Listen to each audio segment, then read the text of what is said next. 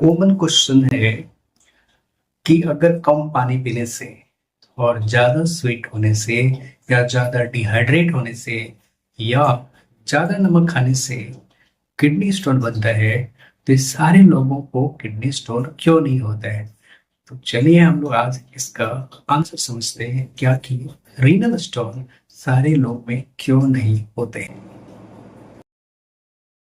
तो इस क्वेश्चन को समझने से पहले हमें सबसे पहले समझना होगा कि आखिर किडनी स्टोन बनता कैसे है। किडनी स्टोन बनने के लिए क्या कंडीशन चाहिए होता है, तो चलिए समझते हैं।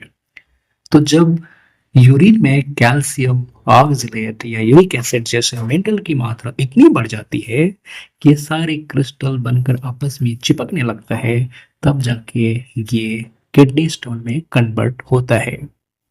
पहला जो फैक्टर है स्टोन बनने में वो है जेनेटिक का होना, यानी फैमिली ट्री का चलना। कुछ लोगों की बॉडी में स्टोन बनने की प्रवृत्ति जन्म से ही ज्यादा होती है। अगर परिवार में किसी को किडनी स्टोन रहा हो तो उस परिवार में यह रिस्क और बढ़ जाता है। दूसरा फैक्टर है यूरिन कंसंट्रेशन। अगर दो लोग सेम अमाउंट में पानी पी रहे हैं फिर भी एक व्यक्ति का यूरिन ज्यादा कंसंट्रेटेड हो सकता है। जितना कंसंट्रेटेड यूरिन होगा क्रिस्टल बनने की चांस उतना ज्यादा बढ़ेगा और रीनल स्टोन उतना ज्यादा होने के चांस बढ़ जाएगा। तीसरा फैक्टर है हमारी इंटेस्टाइन और मेटाबॉलिज्म। कुछ लोगों के इंटेस्टाइन ऑक्सलेट को अच्छे तरह से हैंडल कर लेता है, जिससे ज्यादा ऑक्सलेट का एब्जॉर्प्शन नहीं होता है, जबकि जिसमें हैंडल नहीं कर पाता है उसमें एब्जॉर्प्शन ज्यादा हो जाता है, और जिसमें एब्जॉर्प्शन ऑक्सलेट का ज्यादा होगा उसमें रीनल स्टोन के चांसेस बढ़ सकता है।